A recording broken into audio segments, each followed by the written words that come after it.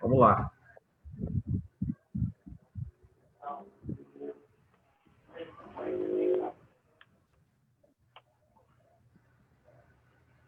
Aqui está dizendo que deu certo. Vê, mas no Facebook não apareceu. Deixa eu dar F5.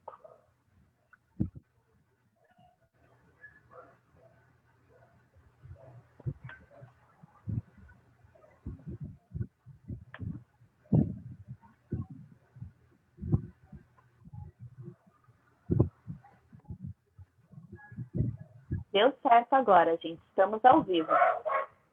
Maravilha. Isso é bom demais. Então, deixa eu me ajustar aqui. Para uma boa noite, o pessoal que está nos acompanhando. Nós tivemos um problema técnico, mas a equipe técnica aqui já entrou com as devidas providências e nós estamos ao vivo. Eu estou contando até com o apoio técnico da Ruth aqui também, a minha esposa. Está trabalhando para o SINC-SEAD. Muito bem, nós vamos então iniciar a live nessa noite. Deixa eu só me ajustar aqui. Nós tivemos que fazer uma troca de máquina.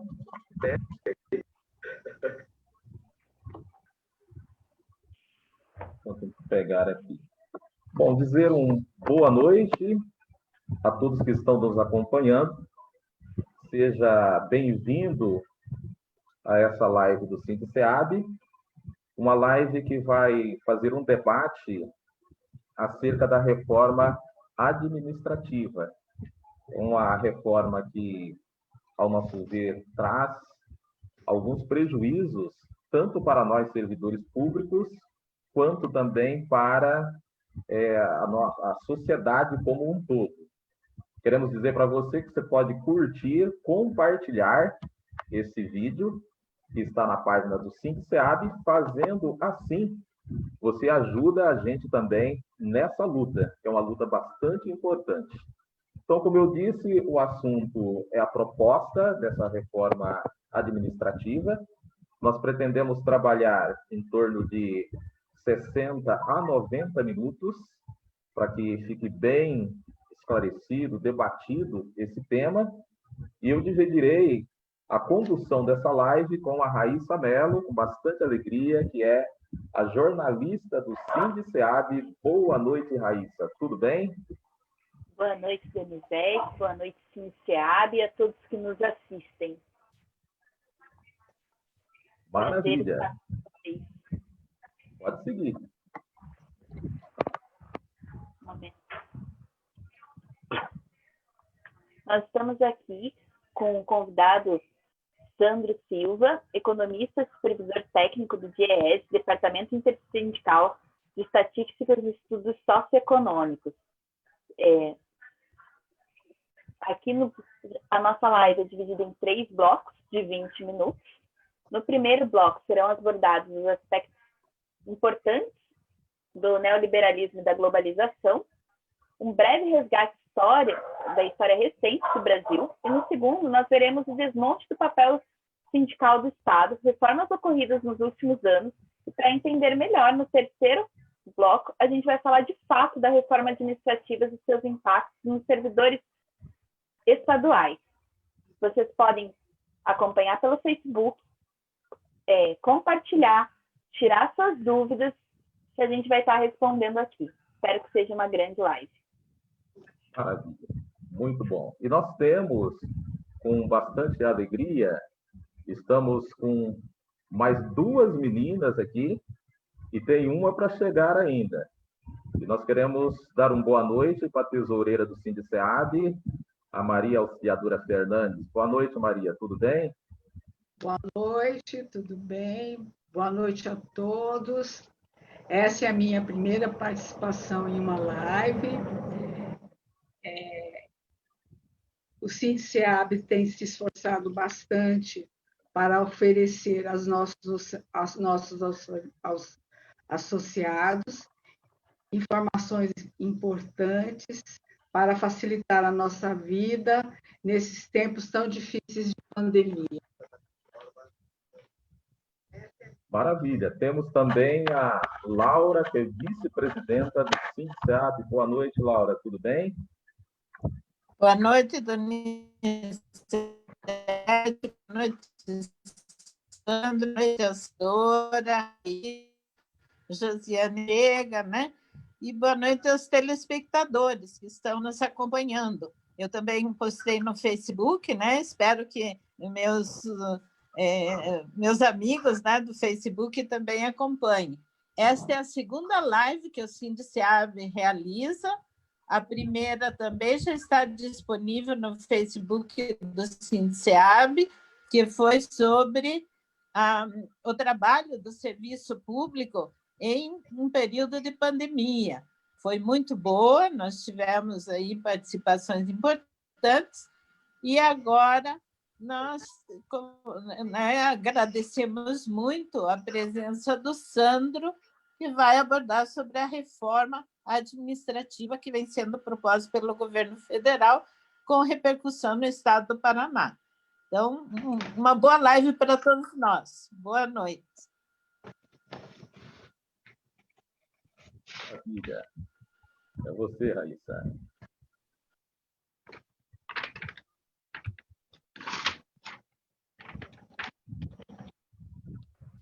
Desculpa, acabou travando o computador. Então, nós vamos já dizer para o Sandro que é com bastante alegria que o SINDICEAB lhe recebe nessa noite. O Sandro, que é economista, supervisor técnico do DIESE, o DIESE, que é o Departamento Intersindical de Estatísticas e Estudos Socioeconômicos. Sandro, muito boa noite, seja bem-vindo, fica à vontade para trabalhar aí o primeiro painel. Boa noite, Donizete, boa noite ao auxiliador, a Laura, a Raíssa, a todos que estão nos acompanhando. Esperamos fazer um debate aí que acabe agregando bastante para vocês, para os trabalhadores, para os servidores, né, de forma geral. Falar um pouquinho, antes de abordar o tema, falar um pouquinho do DIESE, né? É importante resgatar que o DIESE é uma entidade que foi criada pelo movimento sindical em 1955, naquele momento, para calcular a inflação de São Paulo, né? Em função que os reajustes dos trabalhadores eram baseados na inflação, e você tinha uma desconfiança com relação ao cálculo que o governo fazia. E a partir daí se criou-se o DIESE, né? Hoje a gente trabalha em 3 áreas, né? A área de assessoria, né, direta ao movimento sindical. Na área de educação, temos a escola DIESE, e também, além da área de educação, a área de pesquisa, né? Temos a pesquisa da cesta básica, a pesquisa de desemprego, em alguns, hoje é só em Brasília, mas a gente já teve em vários estados, inclusive aqui em Curitiba, nos anos 90. Então, essas são as áreas que o DIESE trabalha. Com relação à palestra, posso já colocar a apresentação, Donizete? Deixa eu só ajustar aqui, como a gente trocou de máquina, deixa eu liberar.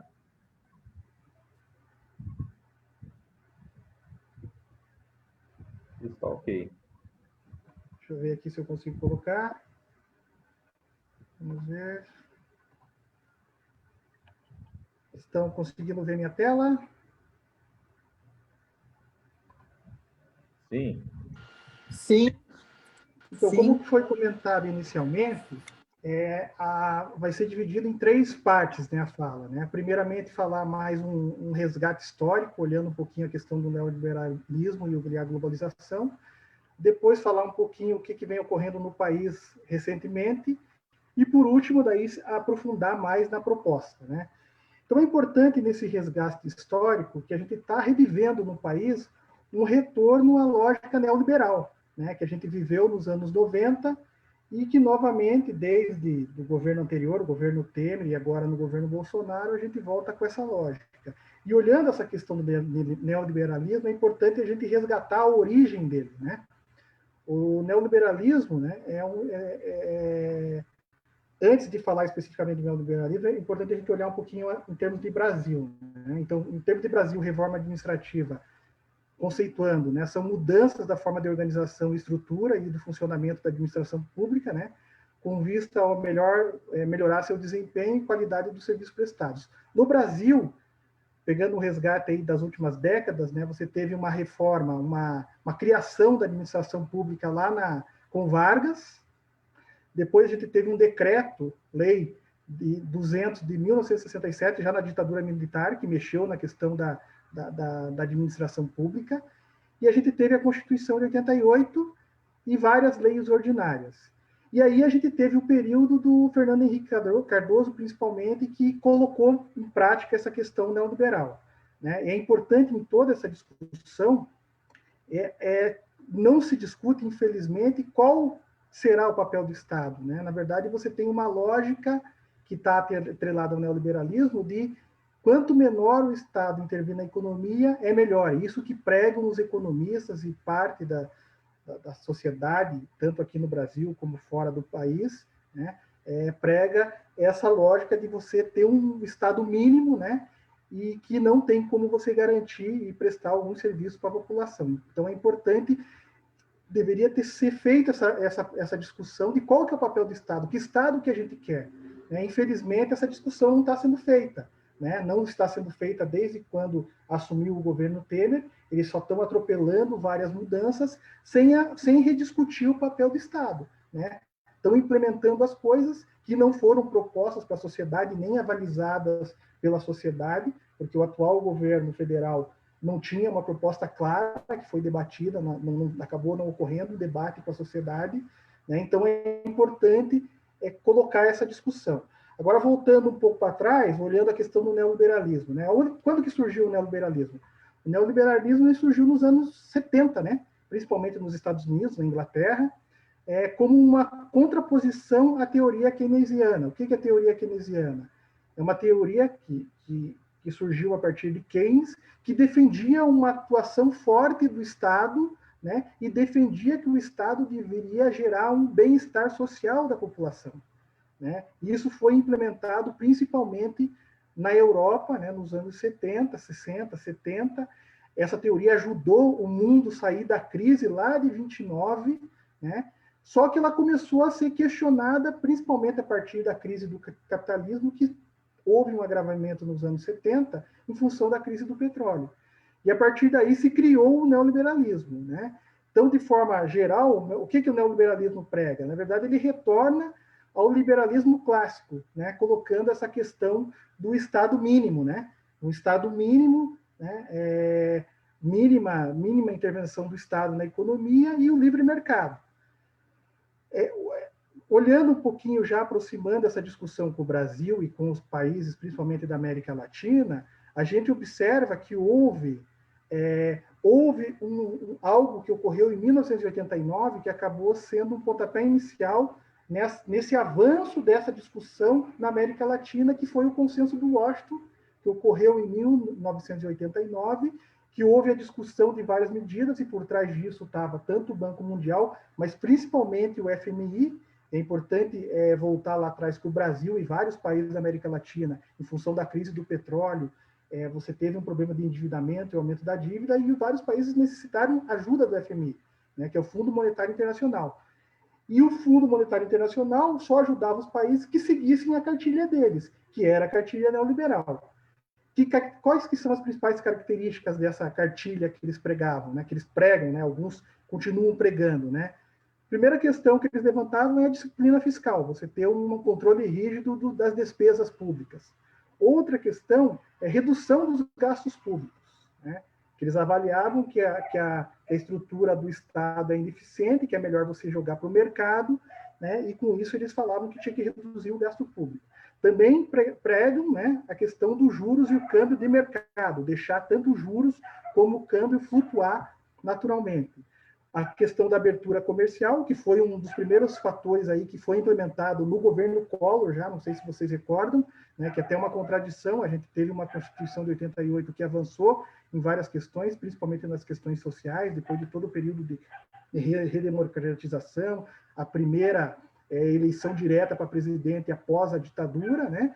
Mas a gente acabou elegendo o Collor, né, que começou a implementar essa lógica neoliberal. Ele conseguiu avançar principalmente nessa questão da abertura comercial, que acabou impactando, né, alguns setores, principalmente industrial.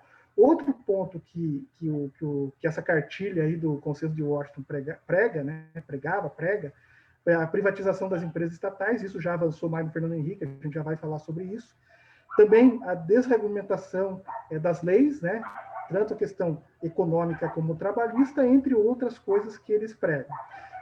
Exemplos mais claros que ocorreram na América Latina foi principalmente Chile e Argentina, e a gente observa que houve fracassos, né? A Argentina quebrou, o Chile, a gente vem verificando ainda impactos, problemas aí mais recentes, né? E a gente observa o caos social que existe, principalmente no Chile, que foi o principal experiência desse modelo do neoliberalismo aqui na América Latina, onde você tem um Estado praticamente mínimo, você não tem a sociedade praticamente não tem direitos, e isso gerou vários movimentos, né, no ano passado, e o país vem em crise, apesar de alguns avanços em algumas áreas, mas de forma geral, na questão social, vem com problemas que não foram resolvidos até hoje. Olhando a questão um pouco da questão do Brasil, né? Então essa discussão ela começou mais fortemente a partir do Consenso de Washington, na década de 90, aí com a questão do Collor, né, que começou a implementar essa lógica neoliberal.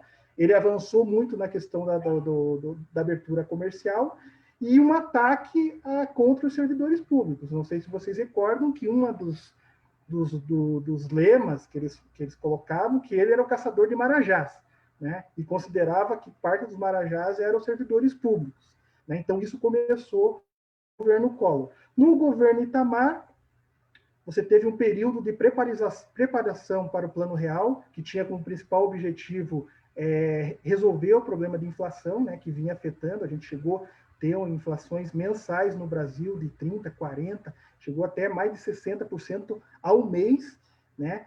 E a partir do Plano Real, que foi construído no governo Itamar, que assumiu após o impeachment do Collor, mas você já teve uma reorientação da economia e dos gastos públicos, né?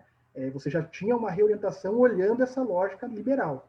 E aí a gente teve o governo Fernando Henrique Cardoso, né? No governo Henrique Cardoso, você teve claramente uma posição e uma postura de Estado mínimo, você chegou a criar o Ministério da Administração e Reforma do Estado, chegou-se a elaborar um plano diretor de reforma do aparelho do Estado, com várias propostas, várias que estão sendo requentadas agora, né? E você acabar com o regime único, você flexibilizar a forma de contratação dos trabalhadores, né? Então, várias questões que estão sendo colocadas agora já eram discutidas lá nos anos 90. Eles conseguiram aprovar a Emenda Constitucional 19, de 98, que afetou mais diretamente os servidores públicos federais. O que eles acabaram avançando mais foi com relação a essa lógica de redução dos gastos públicos, né? Na verdade, houve um sucateamento dos serviços públicos nesse período. É importante resgatar que vários servidores ficaram um período longo de tempo sem reajuste salarial, né? Os servidores federais ficaram aí praticamente de 95 até 2003, 2004, só começou a ter reajustes novamente a partir do governo Lula, e no Estado algo similar, né? Você teve um reajuste lá, se eu não me engano, em agosto de 95, e depois só foi ter reajuste novamente, uma reestruturação da carreira no governo Requião, né? Então, essa lógica acabou também influenciando as políticas adotadas nos estados e municípios, que acabaram gerando um sucateamento dos serviços públicos.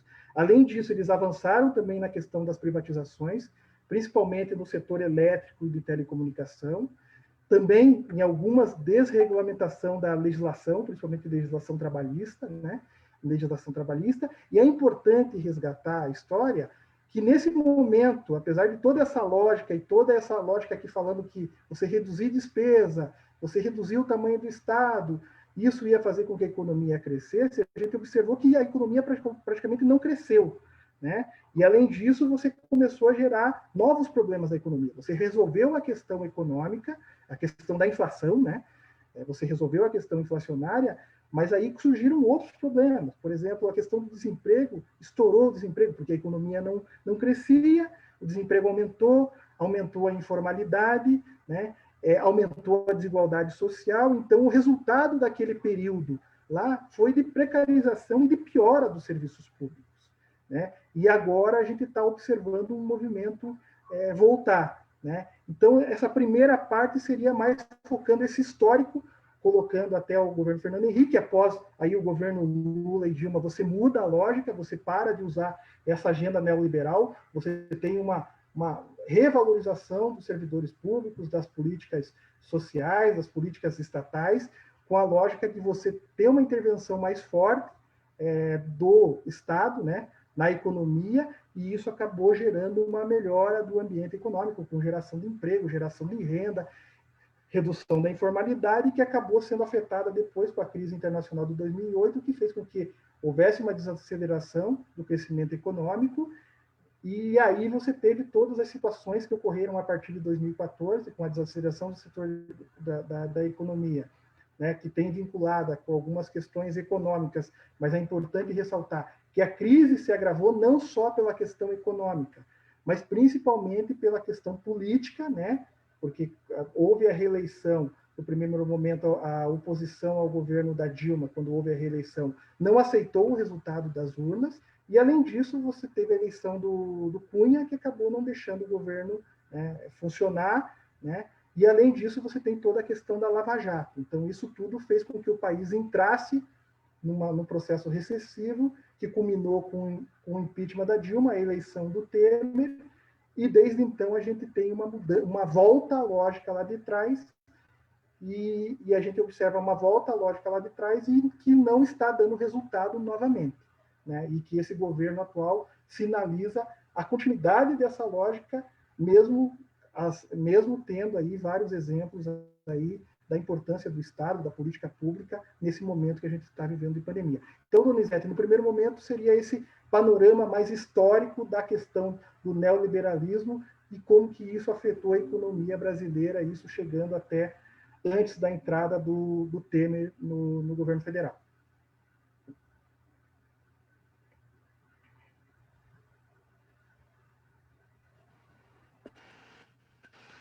Maravilha. Raíssa, acho que nós não temos ainda pergunta. Nós vamos ter uma intervenção agora, né, Raíssa, da auxiliadora, mas antes vamos ouvir a Raíssa com os nossos recadinhos, enfim, e se tem aí algum comentário no Facebook. Bom, boa noite a todos de novo. A gente teve alguns comentários saudando a live, mas ainda nenhuma pergunta. Mas durante toda a live, vocês podem fazer as perguntas pelo Facebook, compartilhem as nossas redes, tanto Facebook quanto o Instagram, que é SINCEAB Sindicato, nos 2 veículos, e participem. Muito bem. Maravilha. E nós vamos apresentar mais uma menina que está na mesa. Na verdade, ela já estava aí escondida e a gente não viu, que é a secretária Josiane. Boa noite, Josiane. Tudo bem? Oi, boa noite a todos. Obrigada pelo convite, Donizete. Que tenhamos uma boa live essa noite. Maravilha. Maria Auxiliadora vai fazer uma importante participação agora e depois a gente parte para o segundo bloco. Maria, é contigo.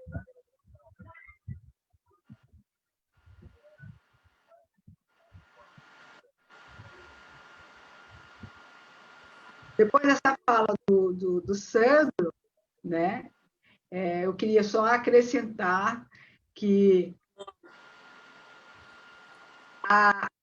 a gente tem ouvido durante esses dias muitas afirmações na mídia com o seguinte propósito: a intervenção do Estado ela deve ser mínima, quanto menor o Estado, melhor.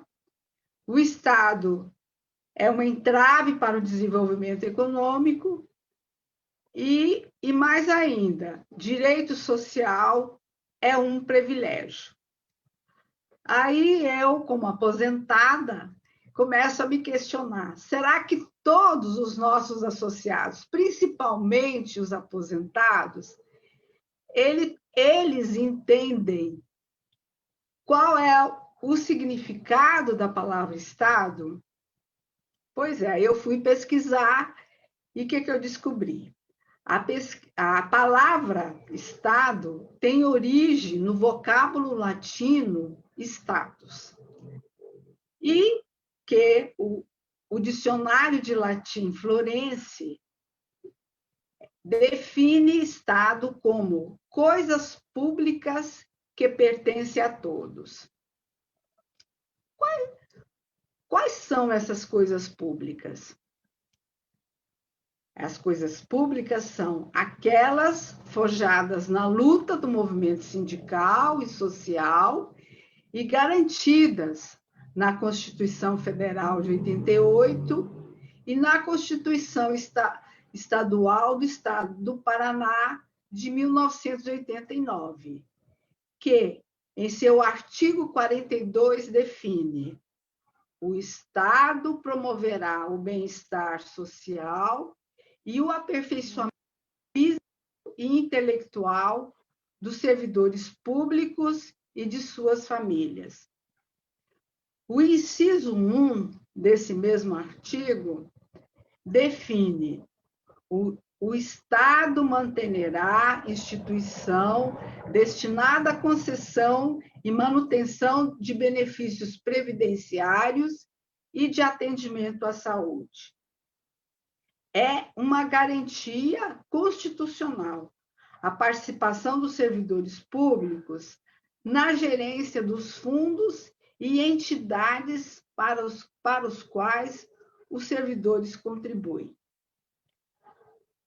Fazendo um resgate histórico do sistema de previdência do Estado do Paraná, verificamos que ele foi criado em 1926 e integrar trabalhadores da iniciativa privada e do serviço público. Em 1947, o decreto 603 institui o montepio obrigatório dos funcionários civis e militares, cuja finalidade era conceder pensão às viúvas e dependentes, e a responsabilidade total pelo pagamento desses benefícios era do Tesouro, sem a contribuição do servidor. Em 1953, foi fundado o Serviço de Assistência ao Servidor Público, o SASP, custeado totalmente com recursos do Estado. Em 1961, através da Lei 4339,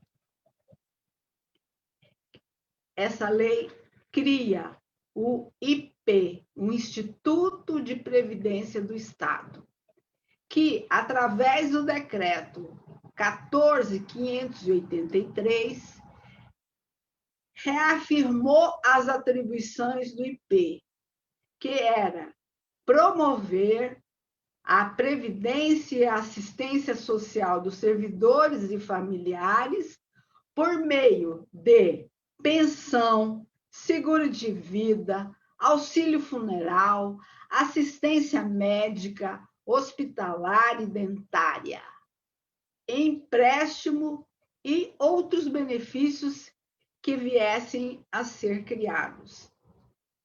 Os servidores que recebiam até 3 salários mínimos eram isentos de todas as despesas.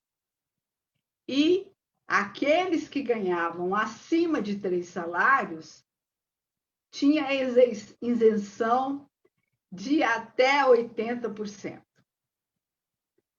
Bem, em 1992, por meio da Lei 10.29, o governador Requião criou o Fundo de Previdência do Estado do Paraná, manteve os direitos históricos, porém aumentou a contribuição previdenciária para 10%. E, em 1994, quer dizer, 2 anos depois, através do decreto 10.464, Requião extinguiu o fundo e transferiu suas reservas para o Caixa do Tesouro do Estado. Pois é. Chegamos a 1998, governo Lerner, né? Em plena reforma do Fernando Henrique Cardoso, aprovou, através da Lei 12.398, o Sistema de Seguridade Social, transformou o IP em Serviço Social Autônomo, Paraná Previdência, uma instituição paraestatal, criando 2 fundos, um fundo de previdência, que era fundo de capitalização, e o fundo financeiro, que é a responsabilidade do Tesouro. Porém, trata-se de uma instituição jurídica de direito privado e não estatal como ele deveria ter. E as nossas alíquotas, a partir de 1998, sempre foram subindo, né? Foram para 11%, e chegamos agora no governo do Ratinho com 14%. Todo mundo pagando 14%. Pois é, esse é o histórico, é uma amostra que as reformas após a Constituição de 1998 representam um retrocesso, o desmonte do estado de bem-estar social e visa a retirada de direitos sociais conquistados e garantidos na Constituição de 88, que impacta, portanto, não só nos servidores com a retirada de direito, mas, sobretudo, na maioria da sociedade, especialmente a classe trabalhadora, com a retirada de serviços sociais que são obrigações do Estado. São direitos garantidos na nossa Constituição de 88. Obrigado, auxiliadora, por esse importante resumo, que dá um pontapé inicial para o segundo bloco, que a gente vai ver quantos direitos a gente tinha e, ao longo desse período, a gente vai perdendo. Raíssa, vamos dar uma atenção para o pessoal que está conosco, depois a gente passa para o Sandro. Com certeza. Nós temos um momento só que travou no computador aqui, mas a gente já estou lendo os comentários aqui. Temos um Martins dos Anjos, quer saber como faz para protocolar o abandono permanência. Martins, essa é uma dúvida administrativa. Nós vamos entrar em contato com você pelo seu telefone e por e-mail para orientá-lo. Lembrando a todos que estão assistindo a live que podem tirar suas dúvidas, tanto por Facebook quanto por Instagram, que nós vamos repassar aqui. Obrigada. Exatamente. Se o assunto não for relacionado aqui com a live, a gente anota certinho e na semana que vem o sindicato entra em contato para orientar todos e todas. Esse é um espaço importante para você se manifestar e para a gente conhecer aqui, rever, na verdade, o pessoal, nosso colega aqui lá do IAP de Toledo. Sandro, então, segundo a Maria, esse desmonte do Estado tem vindo para cima de nós e a gente só tem perdido direitos. Nós estamos observando esse movimento, como foi resgatado pela auxiliadora, na verdade, desde após a Constituição de 88, né? Nós estamos verificando essa tendência de retirada da direito, até algo extremamente contraditório, né? Você conseguiu avançar uma Constituição que acabou avançando em várias áreas, né? Mas logo em seguida a gente começou a já observar retrocesso. Agora, a minha fala agora, eu vou resgatar mais o momento mais recente, né? Principalmente de 2016 para cá. Eu vou colocar aqui a apresentação novamente. Vocês já estão vendo a minha apresentação? Sim, perfeito. Okay? Então, agora o objetivo é falar sobre esse desmonte do papel social do Estado, né? Um retorno a toda a lógica que influenciou os países da América Latina nos anos 90, entre eles o Brasil.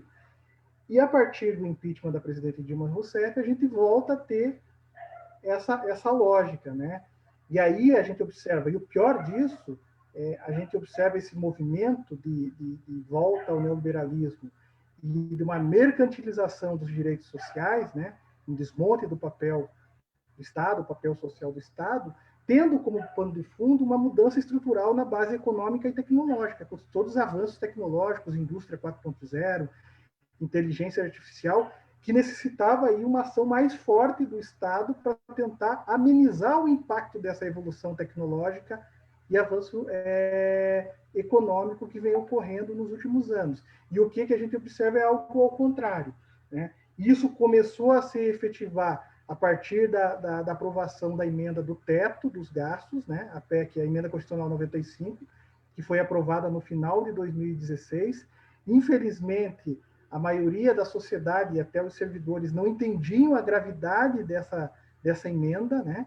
Que, na verdade, resumidamente, ela acabou congelando os gastos públicos por 20 anos. Porque a principal regra dela coloca que você só pode gastar nos anos subsequentes o valor do ano anterior corrigido apenas pela inflação. E o problema é que essa emenda constitucional tem validade de 20 anos, né? E outra questão importante é que ela só limita os gastos primários.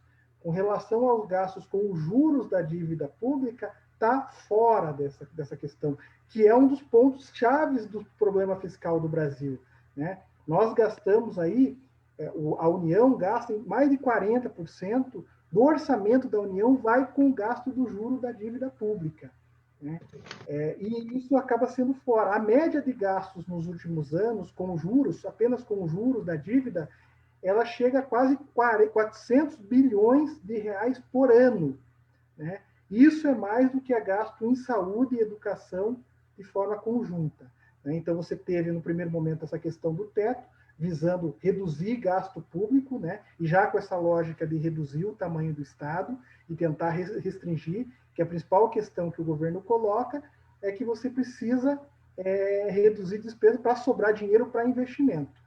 Só que eles não colocam a discussão do papel do Estado, né? O papel do Estado, além de prestação de serviço de algumas áreas essenciais, é também tentar amenizar as desigualdades, né? Econômicas e sociais, né? Que, na verdade, o Estado brasileiro ocorre ao contrário, né? Quando a gente olha a questão do sistema tributário, está também se discutindo uma possível reforma tributária, a gente observa que quem paga mais imposto no Brasil é o mais pobre, é o trabalhador. Por que ele acaba pagando mais imposto? Porque metade da carga tributária brasileira é indireta, é embutida no preço dos produtos.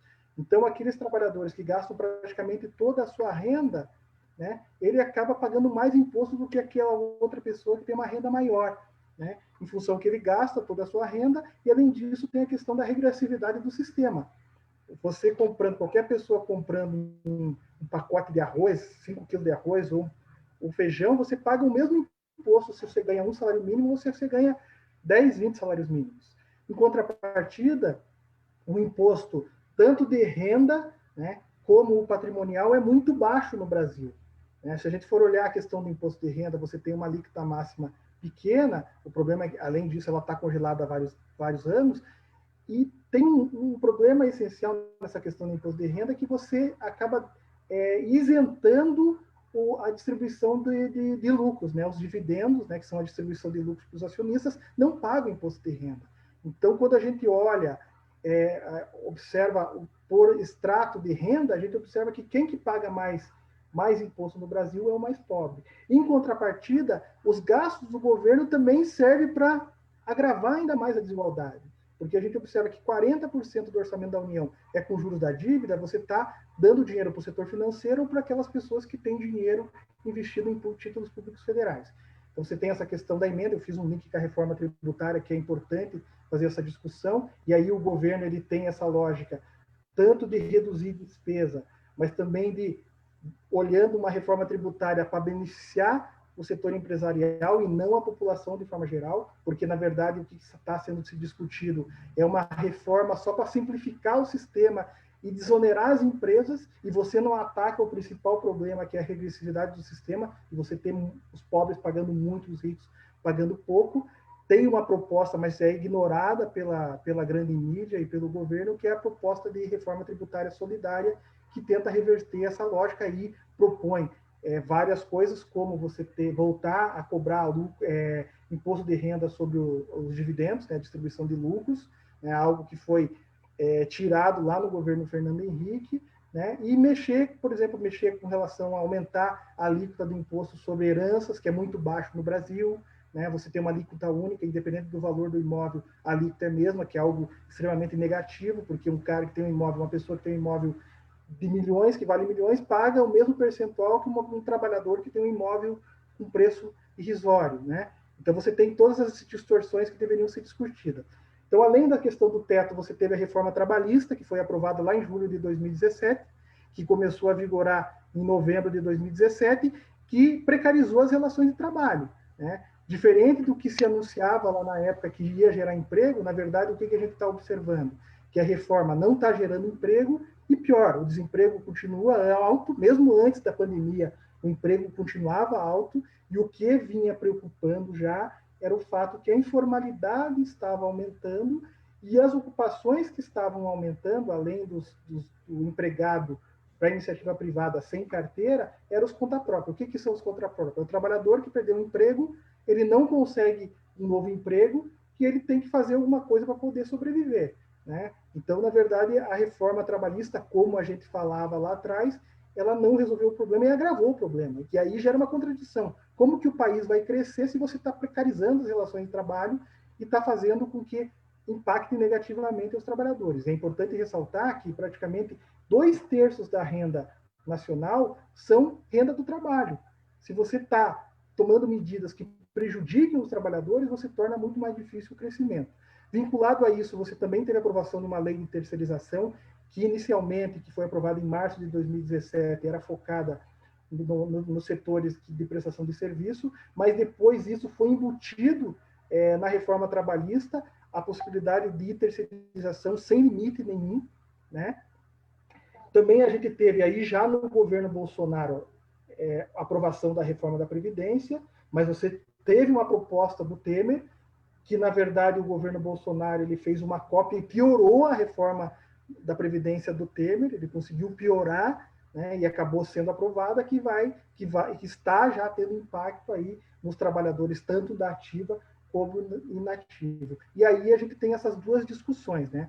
A reforma do Estado, que não se limita apenas a essa PEC, né, a PEC 32, você tem um arcabouço de várias propostas que o governo vem fazendo desde o ano passado, que, de certa forma, já faz essa mudança, essa reforma administrativa do Estado, e essa discussão da reforma tributária, mas com essa lógica que está sendo colocada pelo governo, pela mídia, de simplificação do sistema e desonerar o setor empresarial, não atacando o principal problema tributário brasileiro, que eu já comentei aqui, que é a regressividade do sistema, você fazer com que os pobres paguem muito e os ricos acabam pagando menos.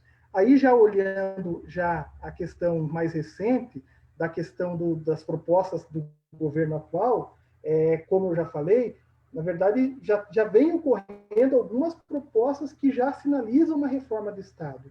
O governo apresentou 3 PECs no ano passado, com essa lógica de reformar o Estado. Quais que são elas? a PEC emergencial, que é a PEC 186, que tem o principal objetivo de cumprir a questão do teto de gastos, né, criando várias restrições de gastos públicos, né, entre elas, por exemplo, promoção para servidores, reajuste e outras coisas, né, que foi apresentada no ano passado. Também foi apresentada a PEC 187, de extinção de vários fundos públicos, né, para o governo se apropriar desses recursos dos fundos, né. Além disso, também tem a PEC 188, do que muda a questão que altera o pacto federativo, e aí tem várias questões que atingem tanto o servidor como a sociedade de forma geral. Por exemplo, desvincula alguns recursos do orçamento, chega a propor a desvinculação até do gasto mínimo em saúde e educação, extingue vários municípios, né? Afasta a obrigatoriedade de revisão anual, geral, anual dos servidores, né? De você ter reajuste anual, possibilita a redução dos vencimentos dos servidores, corte de gastos em cargos em confiança, cria a possibilidade de redução de jornada e vencimento dos servidores públicos, né? E fixação da base de cálculo de bônus de eficiência. Então, isso já era propostas que já vinham desde o ano passado, em função de toda a conjuntura e os problemas políticos e a pandemia, e isso acabou ficando de lado, mas possivelmente isso vai retornar ao debate. Além disso, você tem um programa de privatização, né, do governo, né, principalmente focando o setor do petróleo, energia e infraestrutura. Você teve um decreto do ano passado sobre a terceirização no serviço público, que amplia a terceirização nas administrações direta e indireta, né, esse decreto foi publicado em setembro do ano passado e atinge todos os servidores públicos, todas as esferas de servidores públicos, né? E aí, para finalizar essa parte, tem a proposta agora mais recente de reforma administrativa, que é a PEC 32 de 2020. Então, como nós podemos ver, não é só essa PEC, na verdade, é um conjunto de propostas que o governo vem fazendo desde o ano passado, que acaba gerando uma reforma do Estado com essa lógica que eu comecei a falar nesse segundo bloco, de uma lógica de desmonte do papel social do Estado, relacionado com a lógica neoliberal. E você reduzir o papel do Estado, você poder terceirizar ou delegar a prestação de serviço público para a iniciativa privada, reduzindo o tamanho do Estado, interferindo o menos possível na economia. A grande questão que se coloca é que toda essa lógica que está sendo imposta no Brasil novamente, não deu um resultado positivo em nenhum lugar do mundo, né? E, na verdade, hoje, eu desconheço um país que esteja adotando esse tipo de lógica. Até os países europeus mais conservadores, né, recentemente, olhando a lógica recente, estão tomando medidas ao contrário disso, né? Voltando à lógica lá de trás, que eu já comentei aqui, da teoria keynesiana, né? Colocando a importância de você ter uma intervenção estatal, né? E o Estado ser um fator muito importante no crescimento econômico, no desenvolvimento econômico e na prestação de serviço para a população, né? Então, isso é o que a gente está vendo nos outros países, e isso até é reforçado por todos esses problemas que a gente está observando na pandemia, que deixa claro que a importância de você ter um Estado forte, né, principalmente em alguns setores, como, por exemplo, o setor de saúde. E aí, por outro lado, a gente vê alguns países que estão sofrendo mais, né? O Brasil, infelizmente, é um deles, que está sofrendo muito em função dessa descoordenação do enfrentamento da pandemia, mas o outro país é os Estados Unidos, onde você tem uma lógica de neoliberal, de Estado mínimo, né? Você tem uma presença muito pouco no Estado, você não tem uma saúde pública, e isso está gerando uma dificuldade no enfrentamento da pandemia, aliado a isso a postura do presidente da República, né, dos Estados Unidos, o Trump, que também negava, né, agora ele está com Covid, mas negava a questão da pandemia, né, e isso tudo está tendo um reflexo também no agravamento da situação e a demora para você sair, como está ocorrendo no país, né? Apesar dessas evidências, né, onde a gente observa que aqueles países que estão saindo melhores, aqueles países que têm um Estado forte, o governo continua insistindo nessa lógica neoliberal e de voltar à agenda até mais agressiva do que antes da pandemia, que é algo extremamente preocupante. E é importante ressaltar que essas medidas ela não atingem apenas os servidores públicos, ela atinge toda a sociedade. Né? Se você tem uma mudança radical na administração pública, né, você impacta a prestação de serviço público. E o governo não está preocupado em avaliar se os serviços públicos são prestados de forma adequada ou não, se eles são suficientes ou não. Né? E isso preocupa muito, e aí é um desafio que a gente tem, além de explicar o que isso pode afetar no servidor, explicar para a sociedade, para o cidadão, que isso vai impactar na vida dele também. Não é só o servidor que vai impactar, é toda a sociedade será impactada por todo esse processo de desmonte do Estado, né, e mais recentemente uma reforma administrativa do Estado brasileiro. Seria isso nesse segundo momento, Donizete. Maravilha. Obrigado, Sandro. Lembrando o pessoal que está nos acompanhando, nunca é demais lembrar para você que nós temos novidades nas redes sociais. Portanto, você deve curtir, seguir a página do SINDICEAB para ser notificado todas as vezes que houver publicações no Instagram e também no Facebook. Em breve, nós estaremos inaugurando o canal no YouTube também. Nossa vice-presidenta Laura, com a palavra. Bom, eu já havia dado boa noite a todos, né, e a todas, e novamente meu boa noite, e muito obrigada ao Sandro, que vem trazer essa importante discussão para o nosso coletivo. Eu queria voltar à pergunta inicial do Sandro, né? Que Estado que nós temos ou que Estado que nós queremos? Na verdade, existe sempre dois tipos de Estado, né? Ou Estado que vai favorecer atender a classe capitalizada, né? A grande burguesia e o setor, mesmo os grupos econômicos internacionais, e aquele Estado que está voltado para os interesses da população, um Estado que se preocupa com o seu povo, né? Então, isso sempre, na história, prova, né, esses dois tipos de Estado. E a outra questão é os Estados Unidos, né? Se nós formos olhar um pouco na história, na época do início das ditaduras, e no Chile, isso foi bem claro, na Argentina e no Brasil também, a ingerência dos Estados Unidos para implantar os regimes militares, as ditaduras militares que nós tivemos. E agora se repete, né? Então, nós vemos aí um grande alinhamento, né? Uma grande conexão do governo dos Estados Unidos com o governo federal brasileiro.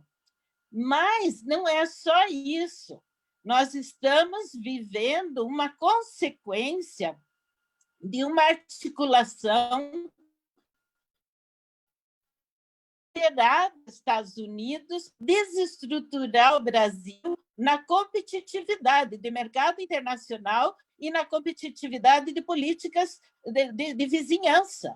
E a Lava Jato teve essa função, né? Aí o povo não pode esquecer isso.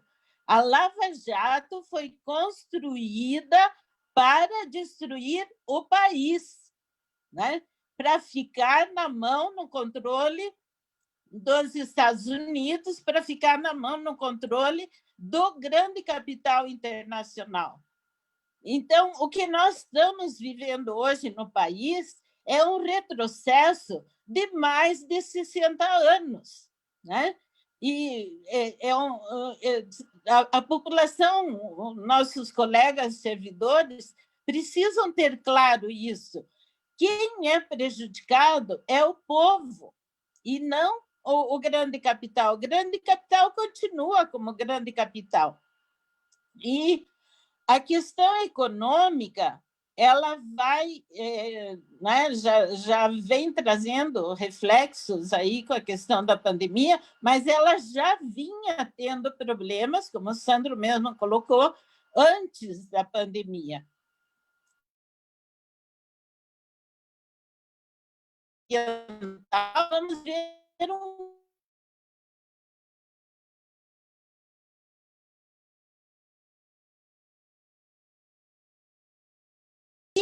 da diversidade. Problema aí do som. Tá com problema o som? Isso, vamos tentar. Voltou. Eu estou só com o celular, porque meu computador travou, então eu fiquei só com o celular. Espero que não dê problema. Melhorou? Estamos ouvindo. Posso continuar?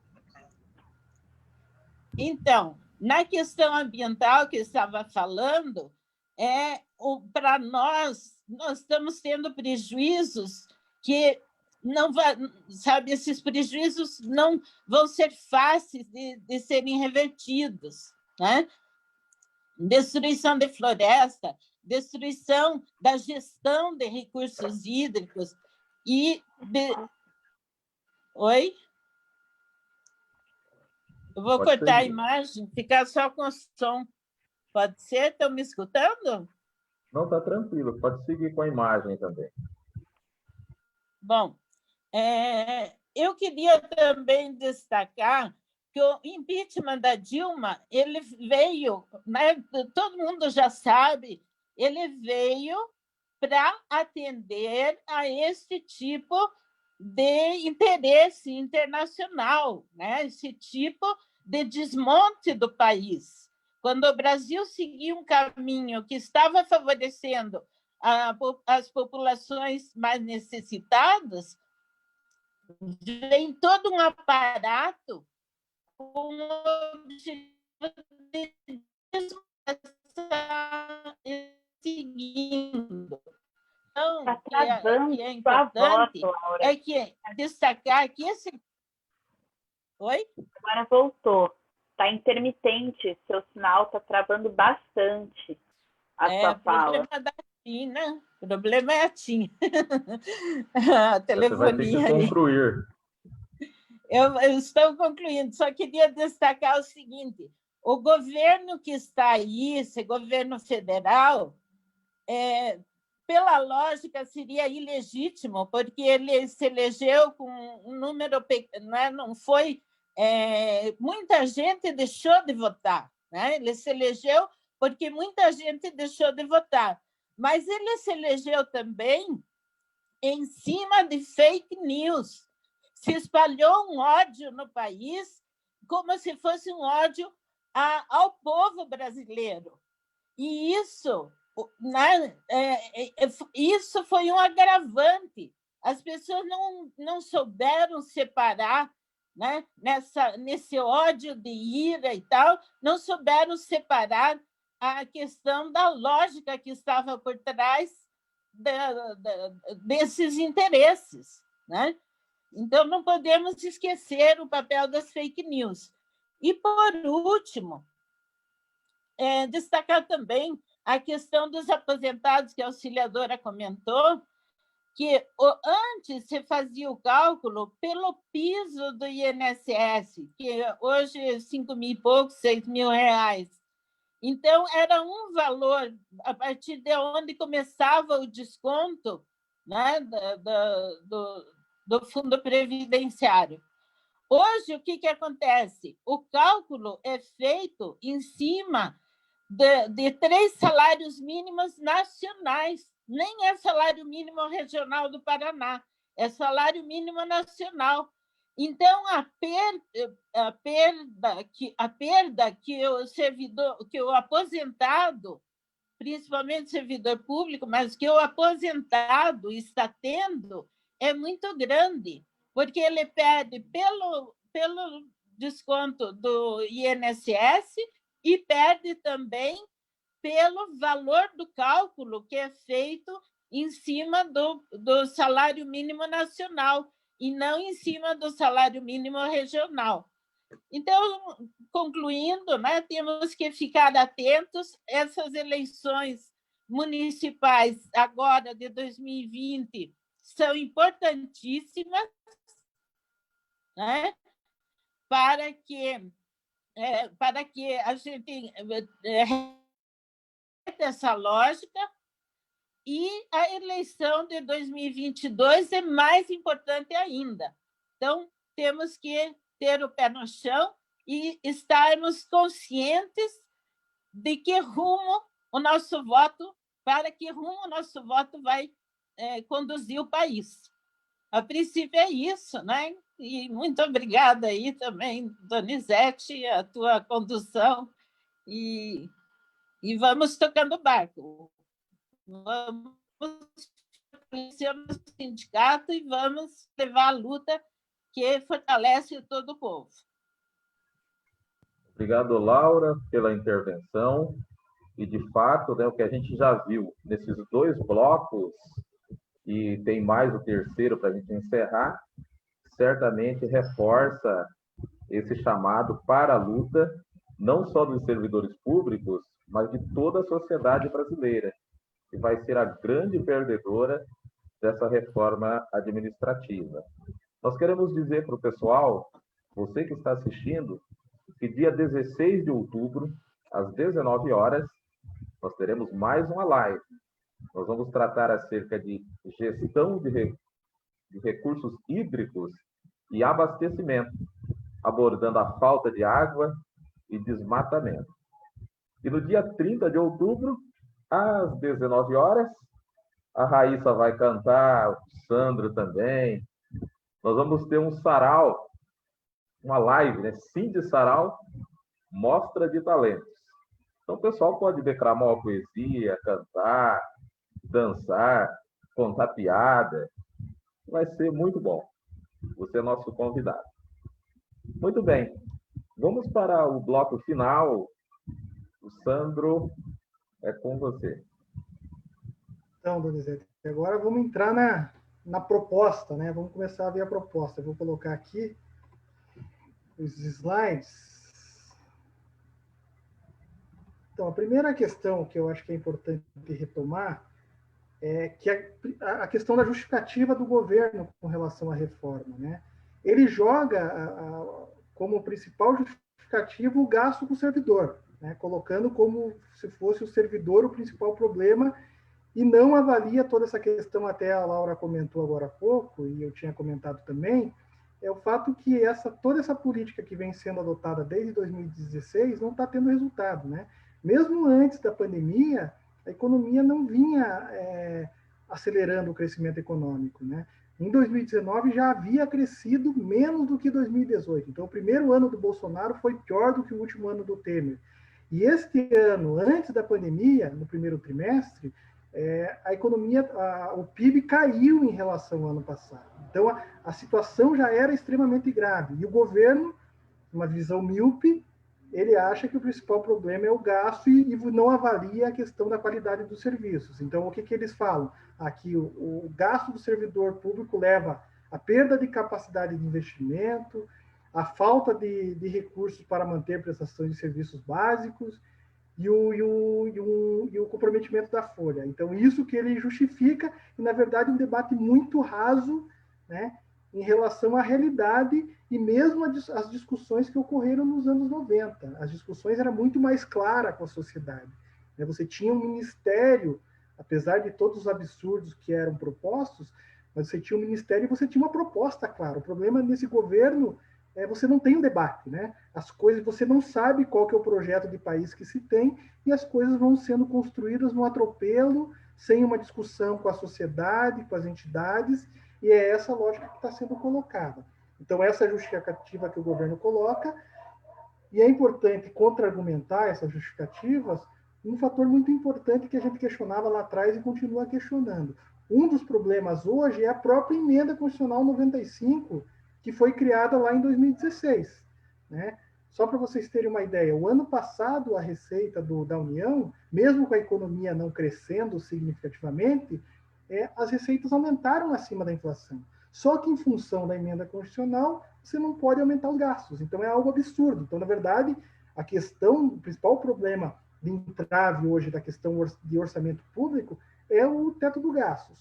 Outra questão importante citar, que a própria reforma da Previdência já vem tendo um impacto nos servidores, principalmente os ativos e inativos, mas também um impacto de você não conceder reajustes salariais para esses servidores, né, em função de várias questões que estão atreladas à reforma da Previdência.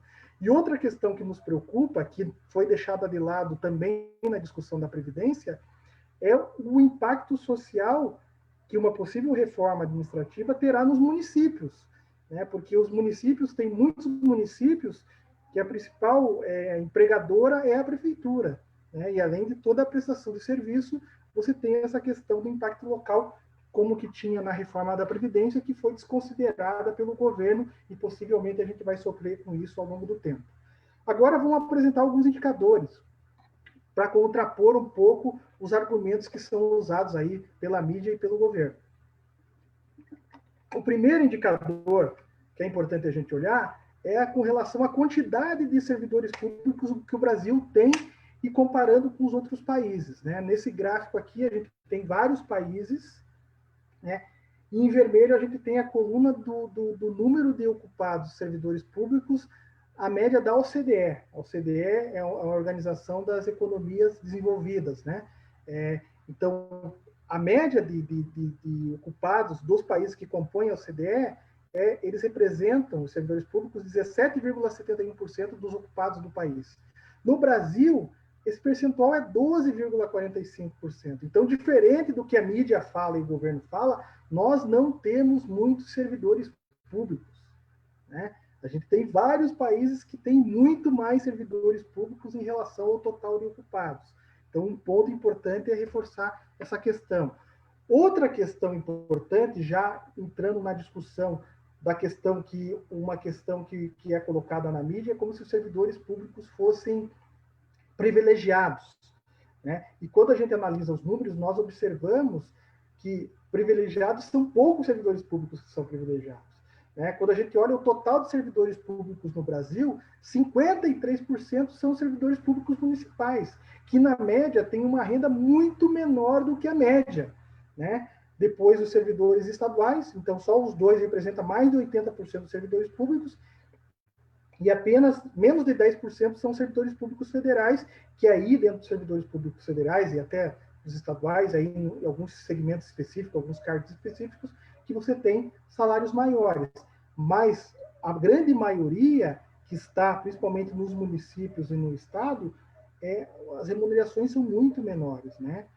E isso a gente pode ver com o próximo slide, onde a gente tem um dado importante que mostra que 53% dos servidores do Brasil recebem menos do que 4 salários mínimos, né? Isso é inferior ao salário mínimo que o Diese calcula, né? O salário mínimo necessário que o Diese calcula conforme a lei que criou o salário mínimo, que coloca que o salário mínimo teria que dar conta dos gastos de uma família com vários itens, né? Além da alimentação, saúde,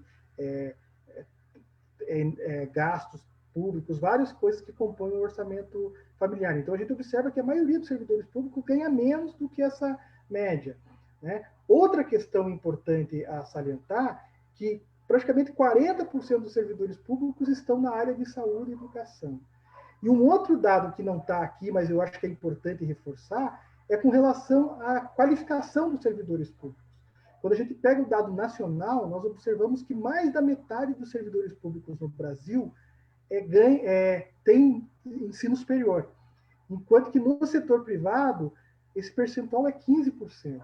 E daí, muitas vezes, você vê a mídia ou o governo querendo comparar a remuneração do setor privado e o setor público sem fazer essas adequações nos dados. Como que você pode comparar um universo que tem mais de metade dos trabalhadores, dos servidores, com o ensino superior, com outro universo você tem apenas 15% dos trabalhadores que estão ocupados em atividades de nível superior. Então, isso distorce totalmente a ocupação. E quando a gente analisa os dados com uma especificidade maior, a gente observa que as distorções não são grandes e muitas vezes os servidores em várias áreas ganham menos do que a iniciativa privada, né? Então, é importante ressaltar esses números. Por outro lado, o próprio governo, olha a questão, é até meio contraditório esse discurso do governo. Ao mesmo tempo que ele fala que gasta muito com o servidor público, que o servidor público é privilegiado, ele acha que a cúpula do serviço público ganha pouco. Né? É algo absurdo. Né? Então, na verdade, ele quer ferrar a maioria dos servidores e beneficiar uma casta.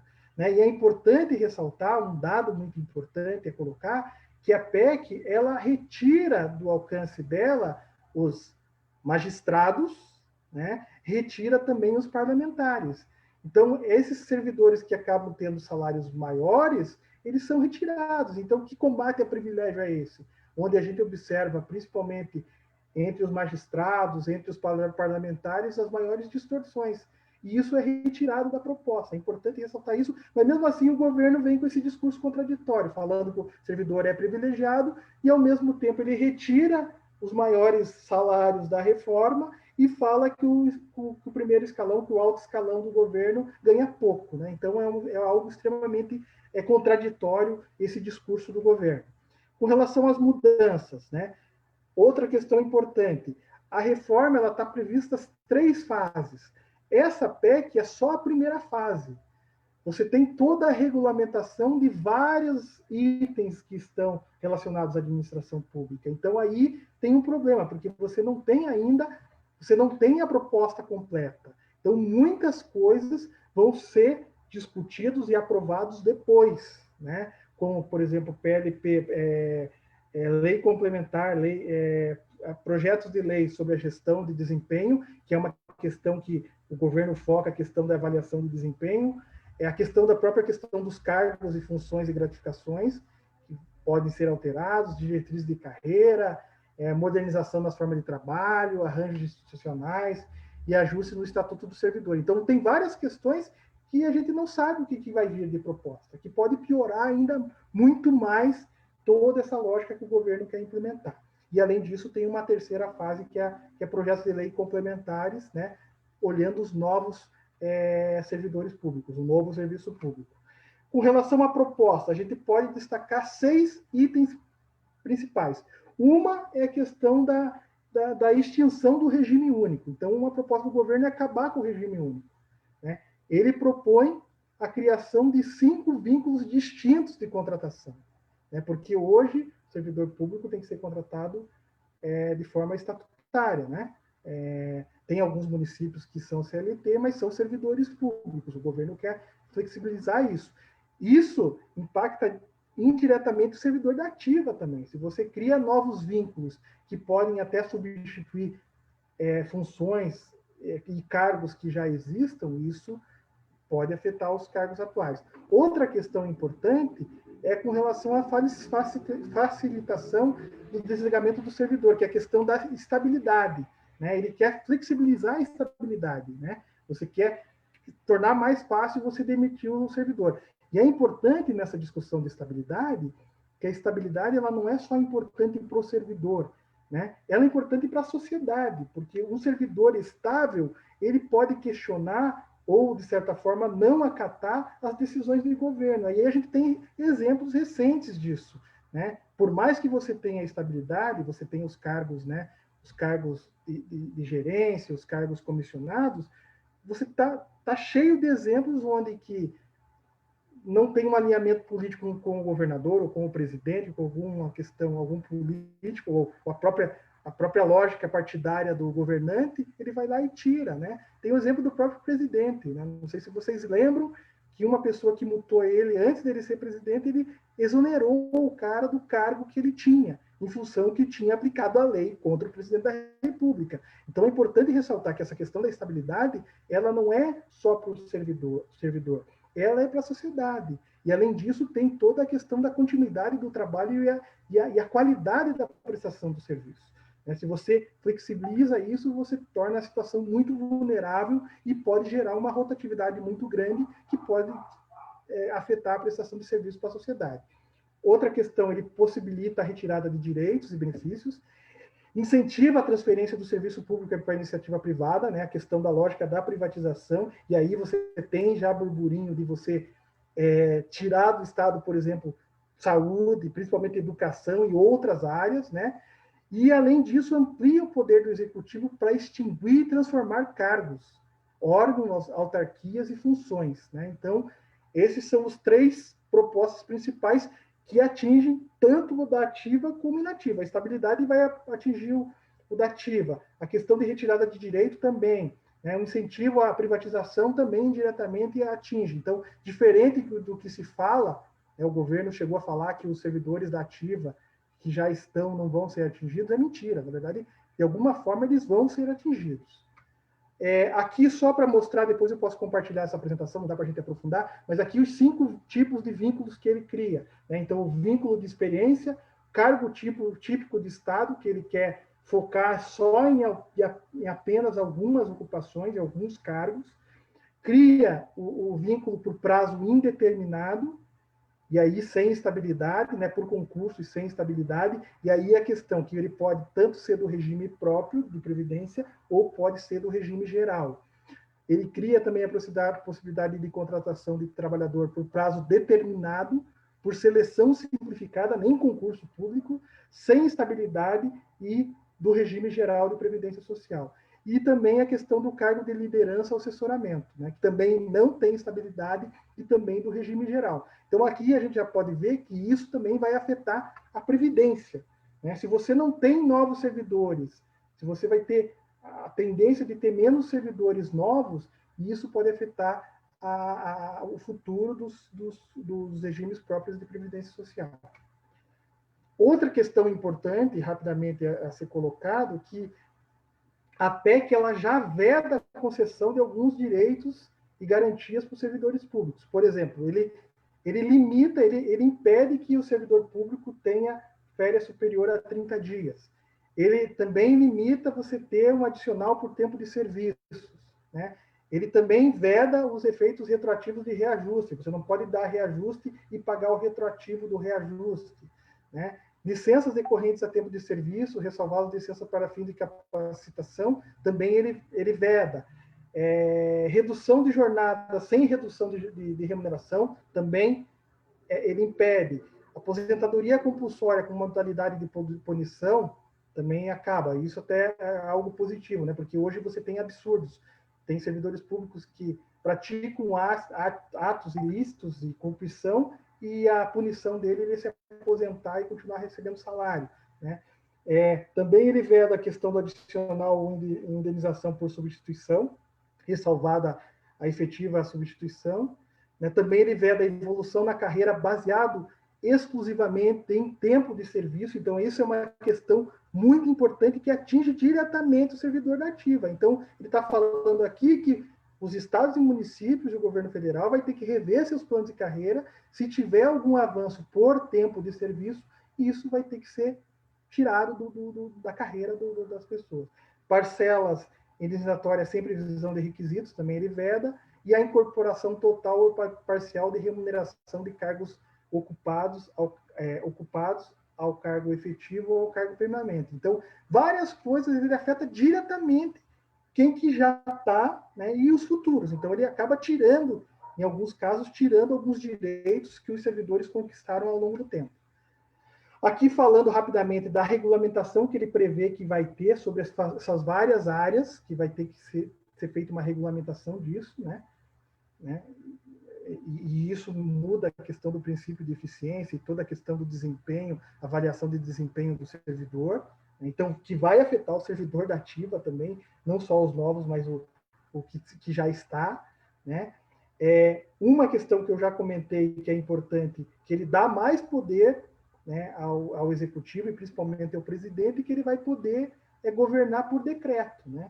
Extinguindo cargos, né, de ministérios, cargos em comissão, cargo de liderança, criação, fusão, transformação ou extinção de ministério, ele pode ser feito por decreto, extinção e transformação e fusão de entidades também por decreto. Então, ele aumenta muito o poder do presidente da República, né, sem ter a necessidade do debate ou da aprovação do Congresso Nacional.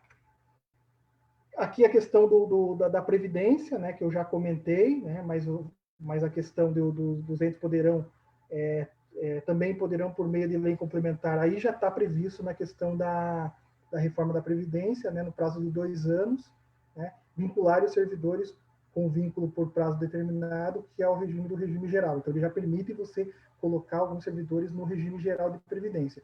E aí a questão dos impactos, aí você tem, como você terá menos servidores, você pode gerar um problema no regime próprio, né? Podendo ocasionar aí um déficit financeiro e até atuarial e ter que rever. E isso tudo pode repercutir na contribuição previdenciária, tanto do ativo como do inativo, né? E as novas formas de contratação vão quebrar a referência de paridade garantida na reforma da Previdência de 2003 e de 2019, né? Para quem ingressou antes de 2003. Então, são várias questões que afetam, de certa forma, a questão da previdência dos servidores atuais e também dos próximos servidores.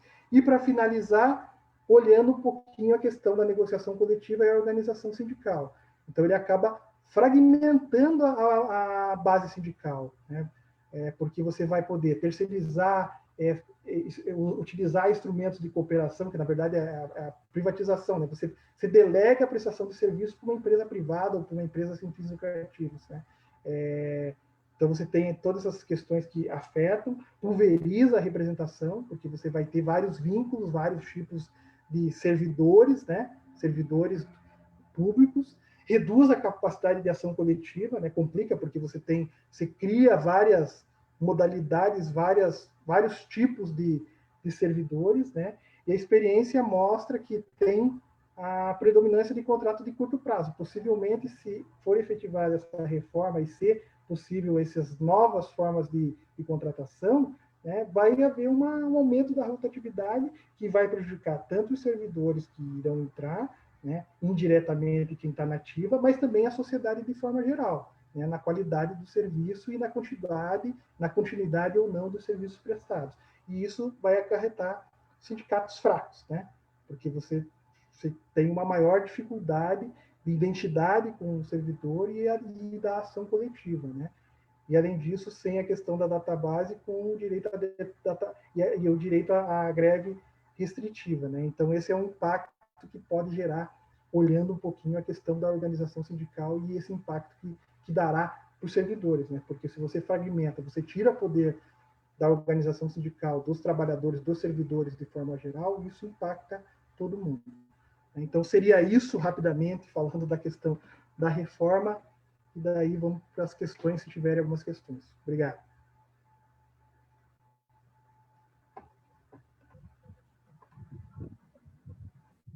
Fala, Raíssa, é contigo.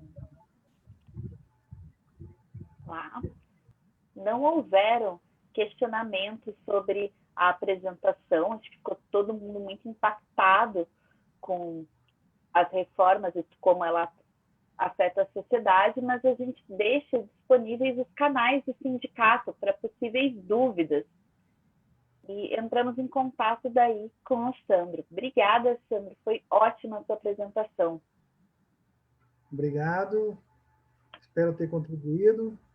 Aí o debate, a gente está à disposição aí para ajudar nesse enfrentamento de todas essas propostas aí do governo federal.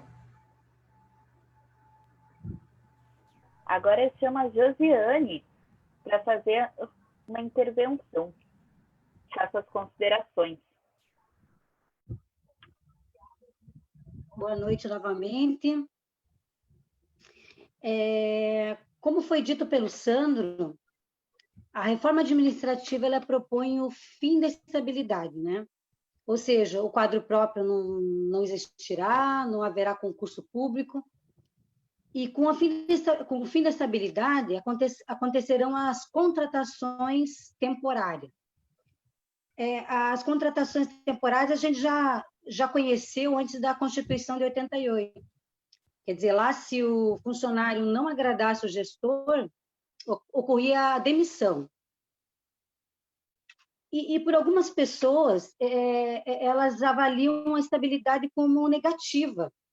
Chegam até a chamar a estabilidade como privilégio.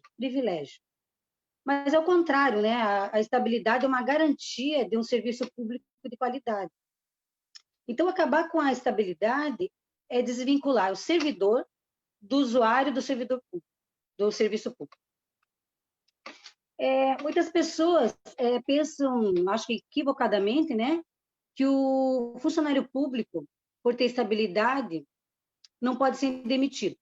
Funcionários públicos são demitidos, sim, quando eles cometem uma falta grave, né, por meio de sindicância, de processo administrativo, eles são demitidos, sim.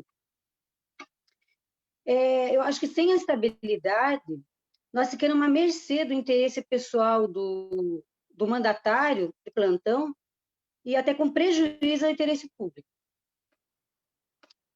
Sou funcionária do Estado do Paraná e vivencio isso, né, há vários anos, né? Nós temos lá o licenciamento ambiental, por exemplo, que possui várias fases. E tem a licença prévia, né, onde se avalia a documentação da empresa.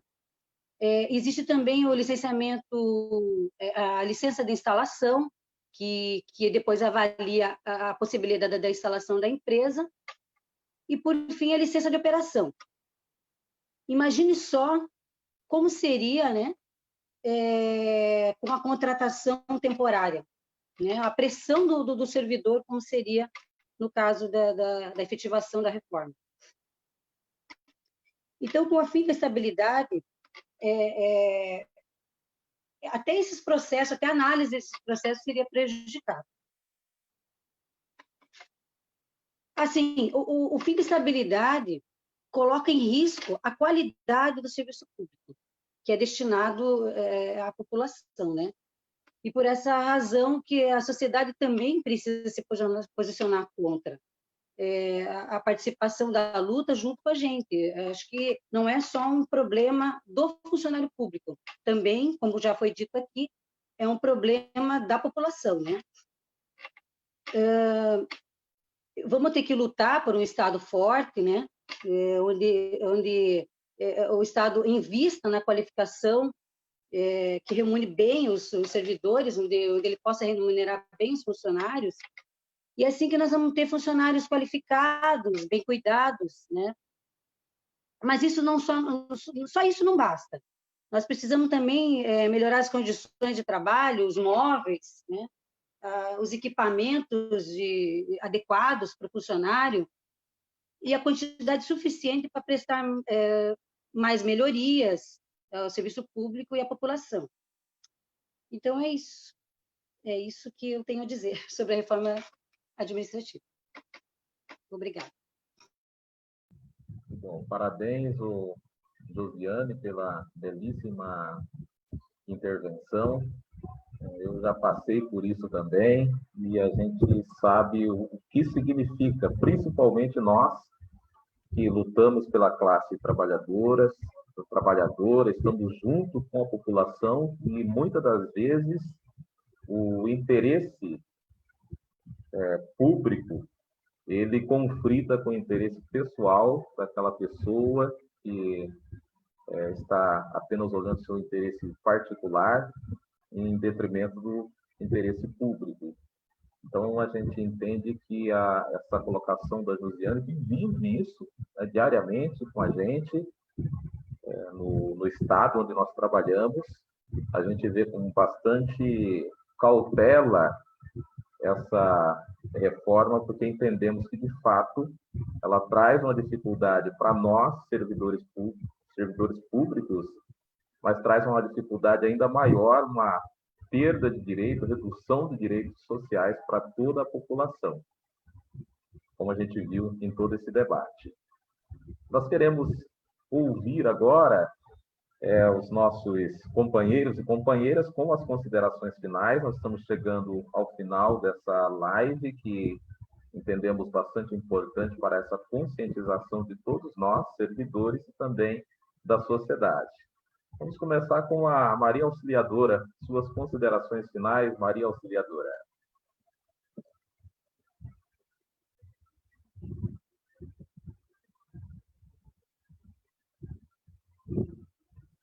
Oi.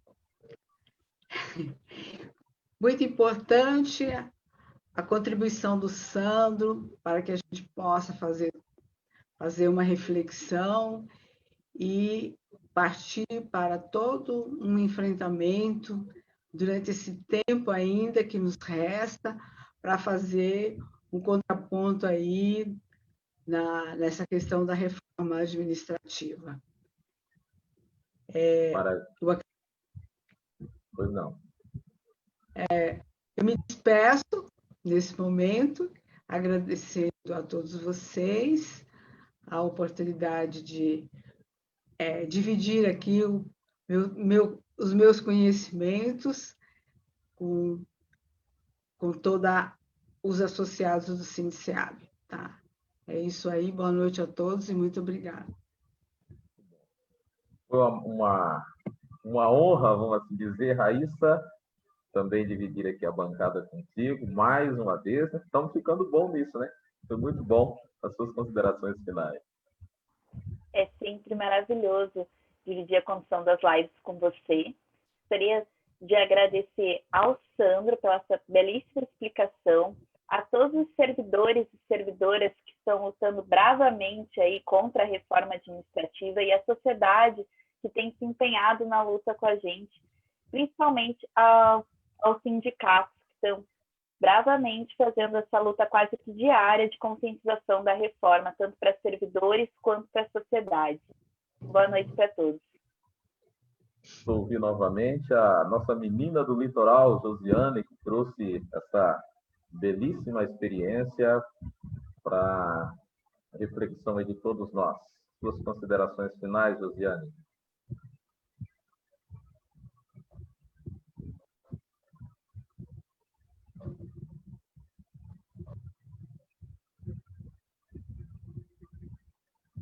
Abra o seu microfone, Josiane. Oi. De novo. Aí. Obrigada. Oi, estão ouvindo? Isso, agora sim. Tá. Obrigada a Sandro pela participação, obrigada a todos do SINDICEAB pela oportunidade de esclarecer aos funcionários públicos, né, e a toda a população que a bandeira contra a reforma administrativa não é somente do funcionário público, né? É de toda a população, de todos os usuários do serviço público. Boa noite, obrigada. Sandro Silva, economista, coordenador técnico de GESE, as suas considerações finais. Eu gostaria de agradecer o convite, né, me colocar à disposição aí nesses debates para ajudar, na medida do possível, aí os servidores, as entidades sindicais, mas destacar o principal desafio que eu vejo hoje, né? O principal desafio é entender a reforma, né, a magnitude do seu impacto, tanto no servidor como na sociedade de forma geral, colocar e tentar trazer o servidor para essa luta, né, entender o quanto ela é prejudicial para ela e para a sociedade, e também envolver a sociedade, né? O desafio é tentar engajar o servidor e a sociedade contra tudo isso que a gente está vendo no país, e contra principalmente essa reforma administrativa, como a gente pôde ver, né, como eu tentei demonstrar aqui, ela impacta não só no servidor, mas na sociedade de forma geral, a partir das prestações de serviços que são feitas à sociedade, né, que com certeza serão impactados. Boa noite a todos e obrigado. Obrigado, Sandro Silva. Laura Costa, vice-presidente do sindicato, com as suas considerações finais. Bom, agradecer, né, a toda a equipe da comunicação aí, que tem feito, né, um excelente trabalho. Agradecer ao Sandro, que veio nos prestigiar, e queria deixar uma mensagem para o nosso associado e para quem não é nosso associado, para que venha, né, se associar ao sindicato, ao SINDICEAB, né? Nós só vamos fortalecer a nossa luta se a base toda estiver junto conosco, estiver lutando conosco. Então, nosso recadinho é para que você, nosso associado, ou nosso ex-associado, ou, né, quem nunca foi associado do sindicato, que venha se filiar ao Sindiceab e que venha fortalecer a luta junto conosco. E convidá-los também para, como a Donizete já anunciou, para daqui 15 dias, né, dia 18, 16, né, 16 ou 18, sexta-feira, já vejo aqui, sexta-feira, dia 16 de outubro, que nós vamos fazer uma discussão sobre a gestão dos recursos hídricos e a falta de água. Será uma live muito importante e queremos contar com a participação de todos vocês. Boa noite a todos e vamos continuar. A luta continua e é permanente. Maravilha, Laura. Como vocês viram, nós chegamos ao final da nossa live, mas você não precisa ficar triste. Como a Laura anunciou, no dia 16 de outubro, nós teremos às 19 horas mais uma live tratando da gestão de recursos hídricos e abastecimento, abordando a falta de água e desmatamento.